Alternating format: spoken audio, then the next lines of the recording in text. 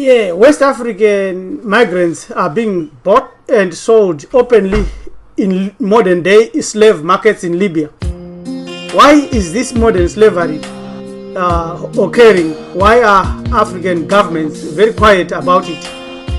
You know, thousands of black people, especially from West Africa, Somalia, Sudan, and Eritrea, are being captured and sold as commodities here in Africa. Priest, teacher, rabbi, in evocative repeat of the 19th century European and white Arab run of slave trade, a video footage shows one episode of a group of West African migrants auctioned as big, strong boys for farm work.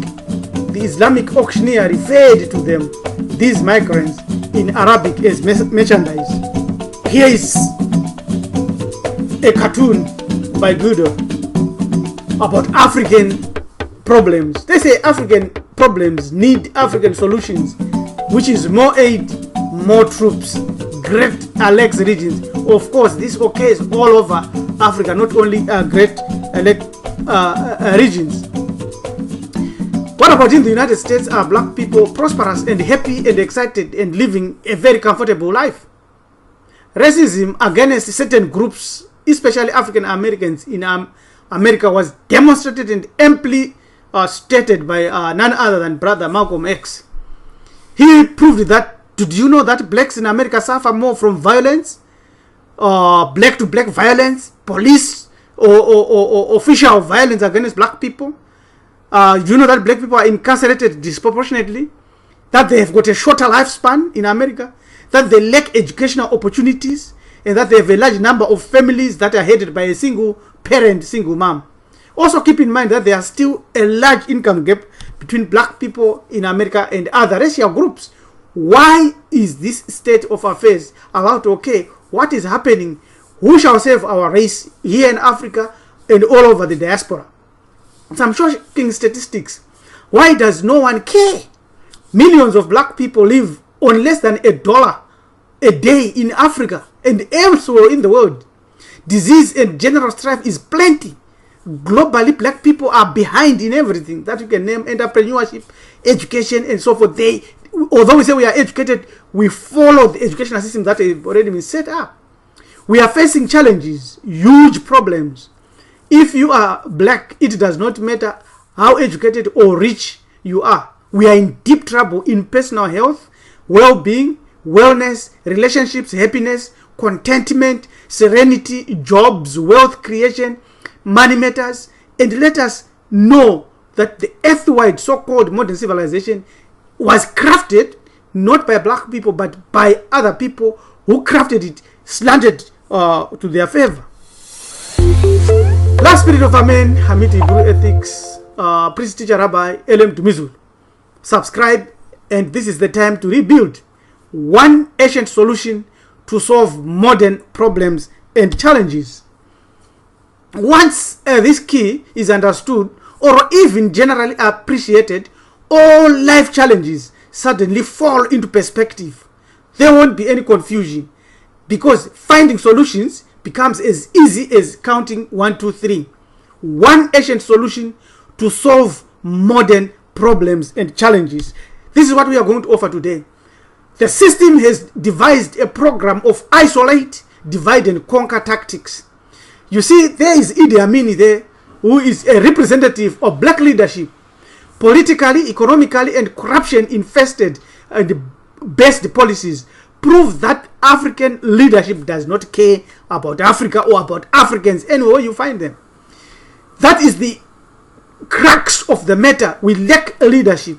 And then the other foundation, again, foundational structure is the scramble of Africa that was done over Africa. See, this is the Miss Vladen and Mr. Patton's map showing Africa in 1880, where we had very few occupants here occupying Africa.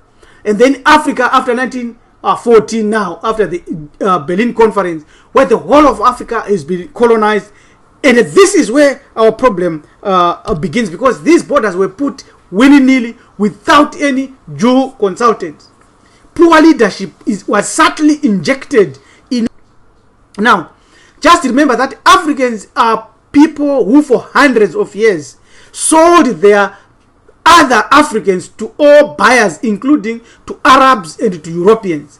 For over 1,000 years or more, all that West Africans and East Africans, Southern Africa did was war, tribal wars, and destroying each other, and really demonstrating the useless existence, and therefore selling your own people to Arabs and white folk proves that we are nothing, we are chattel. Africans hunted, captured, and sold their own people. And on top of that, there is also a program that was run in America by the Willie Lynch later that used the divide and rule tactic. For instance, Willie Lynch in 1712 wrote a letter to encourage a system where old black people and young black people are divided. That's cutting source of communication between the old that are experienced and the young that are coming up. The light-skinned were also encouraged to look upon the dark-skinned slaves as nothing, as worse than themselves. And there was the divide that still continues today between males and females, where role playing was encouraged. And also there was the fine hair and coarse hair division, that those with long hair, those with kinky hair, they divide. Small little things, small differences were made bigger. So this is what Willie Lynch encouraged, and this is what we see today all over Africa.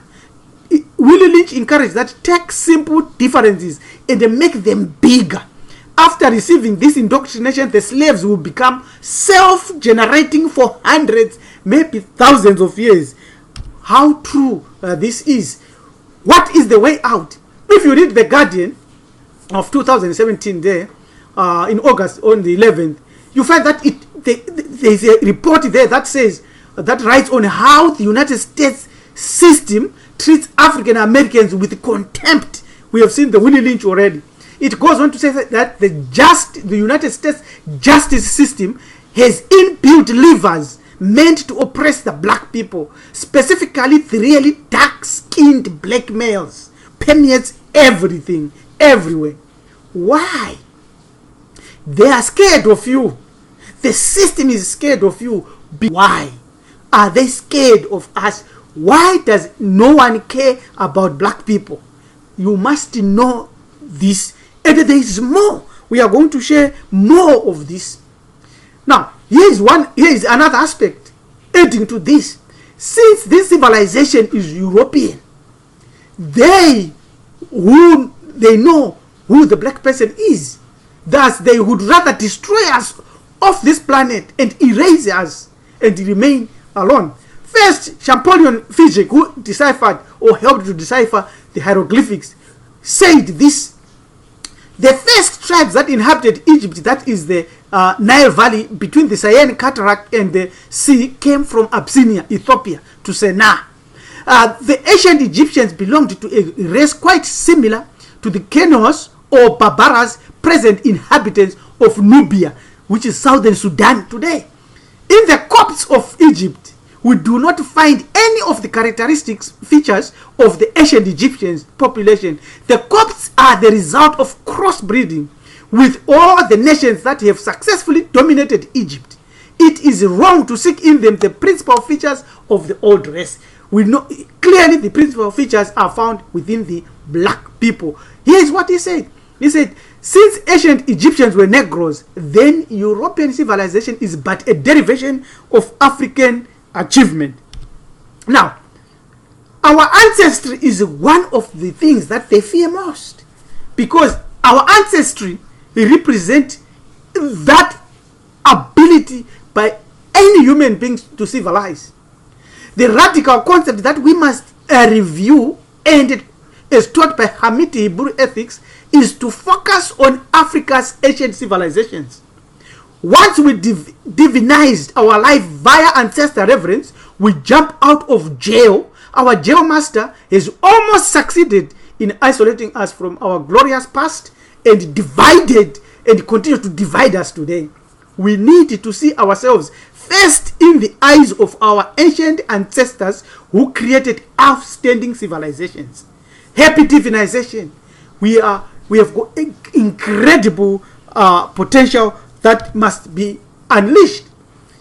So, life spirit of a man, spirit and body, a science, which is derived from understanding and accepting and seeing history and events of life through African eyes causes us to realize that our history as black people has been smashed, hidden, and made a taboo for the reasons that we've already alluded to. We must analyze and adopt what our ancient ancestors did to establish kingdoms and establish knowledge-based system that is given everybody what we have today. This technology we use is derived from numbers, digital numbers that were discovered by our ancient ancestors, especially the spiritual aspects and practice of them, whether these ancestors are from ancient Ghana, Ethiopia, Kamiti, Zimbabwe, India, China, or United States. We must find their ways, what they did, how they survived, and how they created and recreated everything. From this we can then have what we must do. What should we do today?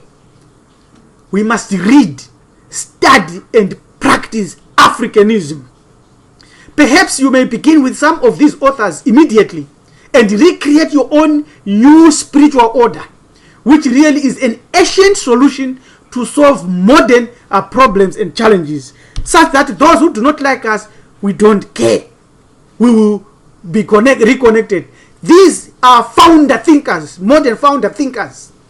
This is Edward. You must find the books written by Edward Blyden, who wrote The Foundation of Any Mature Science is its articulation in an authoritative text.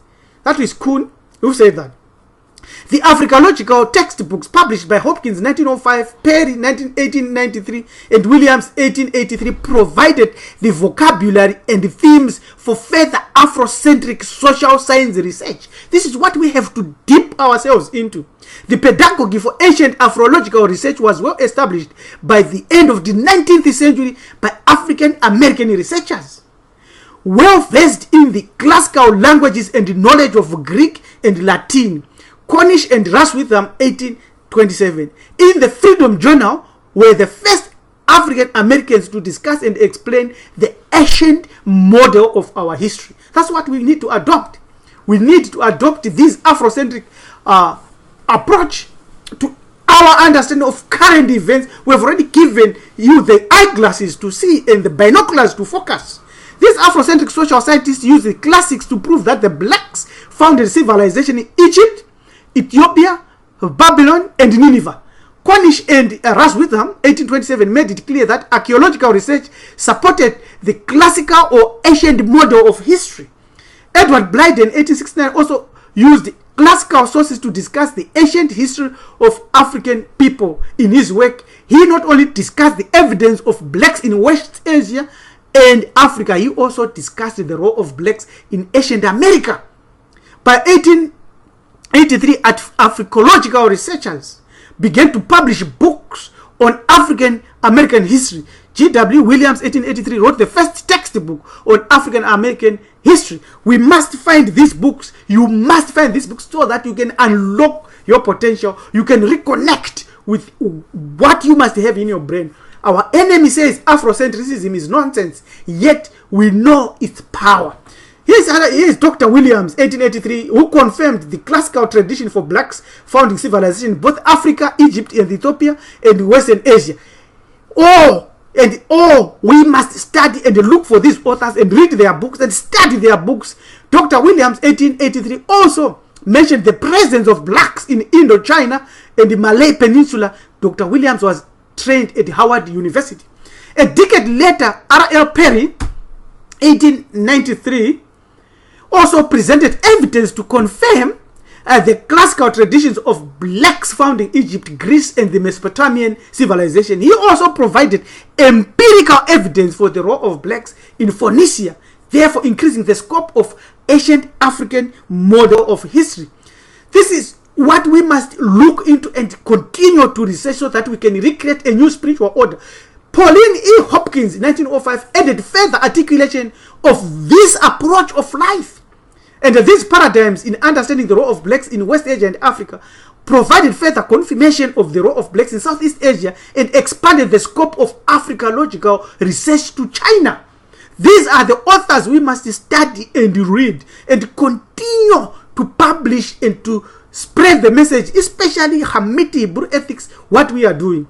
And finally, one of the authors you must always have, and one of the books you must always have in your library, is by Sheikh Anta Diop, one of the greatest thinkers and genius of the earth, the pharaoh of modern Africanness.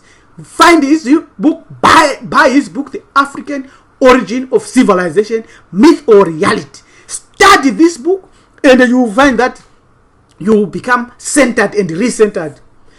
You represent that which was great in ancient times, and that which is great even today, and that which shall be great even tomorrow. Our colonizer and enslaver, they know this, and they are aware of this. Hence their fear, and hence they are creating subtle programs of hate and subtle programs for us to hate ourselves. Their fear is that once we reach a point where we individually choose to be guided by this new Afrocentric based mentality, not the ego god they have installed in us using a racist, biased political, economic, educational, technological, and sociological cultural system, we will definitely be able to overrun this civilization and lead again and become free, just like what our ancient ancestors did, as we are showing in this program, and we are showing this image. That is their fear. Therefore, they have to reinforce and project this self-hatred mentality, because it builds in us a sense of low self-esteem, confusion, and acceptance of our weaknesses.